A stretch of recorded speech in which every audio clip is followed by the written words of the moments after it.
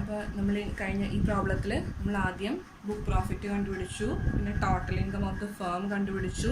ഇനി ആ total ഇൻകത്തിൽ firm അടയ്ക്കേണ്ട ടാക്സ് ലയബിലിറ്റി എത്രയാണെന്നാണ് കണ്ടുപിടിക്കാൻ പോകുന്നത്. ക്വസ്റ്റ്യനിൽ ചോദിച്ചിട്ടില്ല, പക്ഷെ നമുക്ക് സ്റ്റെപ്പ് ബൈ സ്റ്റെപ്പ് ആയിട്ട് ഓരോ ചെയ്യുന്നത് എങ്ങനെയാണെന്നുള്ള ആ സ്റ്റെപ്പ് ബൈ സ്റ്റെപ്പ് മനസ്സിലാക്കാനായിട്ട് ഇങ്ങനെ എല്ലാം ഈ പ്രോബ്ലത്തിൽ നമുക്ക് ചെയ്യാം. ഓക്കെ, അപ്പോൾ നെക്സ്റ്റ് എന്ന് പറയുന്നത് കമ്പ്യൂട്ടേഷൻ ഓഫ് ടാക്സ് ലയബിലിറ്റി. എത്രയായിരുന്നു ടോട്ടൽ ഇൻകം കിട്ടിയത്? ഇറ്റ് വാസ് 1,43,000 ആണ് നമുക്ക് ടോട്ടൽ ഇൻകം കിട്ടിയത്. ആ ടോട്ടൽ ഇൻകത്തിൽ ടാക്സ് ലയബിലിറ്റി എങ്ങനെയാണ് കണ്ടുപിടിക്കുന്നത്? ഫേമിൻ്റെ ടാക്സ് ലയബിലിറ്റി എന്ന് പറയുന്നത് ഇറ്റ് ഈസ് 30%. ഓക്കെ, സോ 30% കണ്ടുപിടിക്കുന്നു. That is 42,900. സർചാർജ് ഇല്ല. ദെൻ എഡ്യൂക്കേഷൻ സെസ് ഇതിൻ്റെ 4%.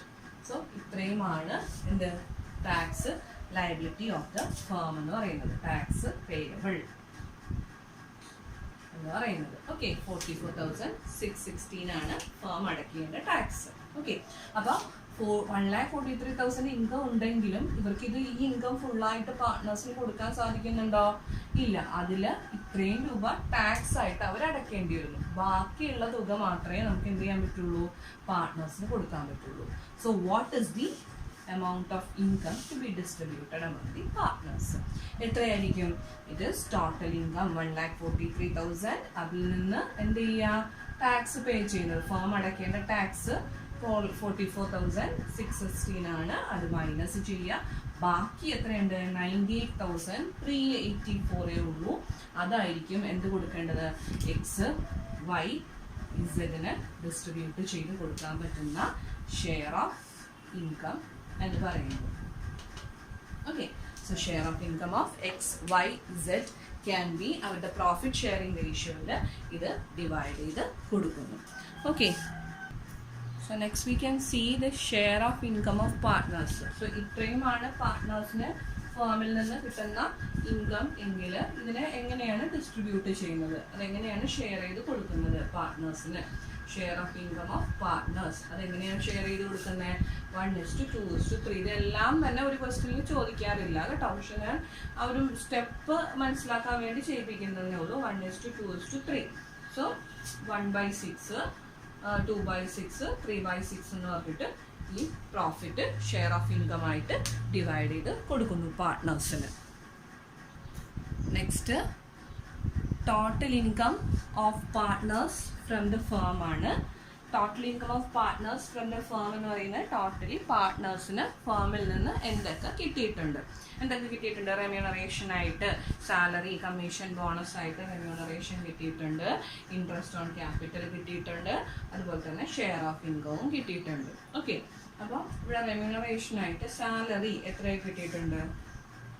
Salary എക്സിനും വൈക്കും 1,30,000,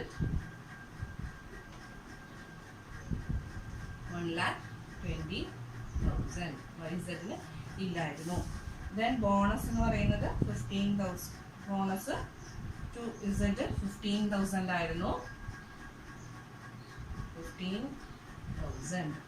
then commission to X 5,000, 12,500, then 17,500. Okay, so this is regarding the remuneration. Next is interest on capital. Interest on capital എന്ന് പറയുന്നത് up to 12%. 12% എത്രയാണോ exemption കിട്ടുന്നത്, അതായത് ഫേമിന് expense ആയിട്ട് charge ചെയ്യാൻ പറ്റുന്നത് എത്രയാണോ 12%. നമുക്ക് നേരത്തെ തന്നിരുന്നത് 3,500, അത് 20% ആണെങ്കിൽ അതിൻ്റെ 12% എത്ര വരും? സോ ഒരെണ്ണത്തിൻ്റെ കാണിച്ചു തരാം. 3,500 by 20 ആണ് ഇൻറ്റു 12 ചെയ്യുക. സോ ദാറ്റ് ഈസ് എത്ര വരും? 2,100 വരും. നെക്സ്റ്റ് കേസിൽ 8,400 വരും. ദെൻ നെക്സ്റ്റ് കേസിൽ 6,300 വരും. ഓക്കെ, ആൻഡ് നെക്സ്റ്റ് എന്ന് പറയുന്നത് share of income from the firm ആണ്. ഇനി കിട്ടുന്നത് ഷെയർ ഓഫ് ഇൻകം എത്രയാണ് കിട്ടിയിട്ടുള്ളത്? ഇതൊക്കെയാണ് കിട്ടിയിട്ടുള്ളത്. പക്ഷെ ഇതൊന്നും തന്നെ നമ്മൾ എവിടെ എഴുതില്ല? ഈ പാർട്ട്ണറിൻ്റെ ഇൻകത്തിൽ എഴുതില്ല. ബിക്കോസ് എന്താ, കാരണം ഇതിൽ ഓൾറെഡി എന്ത് ചെയ്തിട്ടുണ്ട്, ഫേം ടാക്സ് പേ ചെയ്ത് കഴിഞ്ഞ് ബാക്കിയുള്ള പ്രോഫിറ്റാണ്. അപ്പോൾ അതിൽ വീണ്ടും ഇനി ഇവർക്ക് ടാക്സ് ചാർജ് ചെയ്യേണ്ട കാര്യമുണ്ടോ?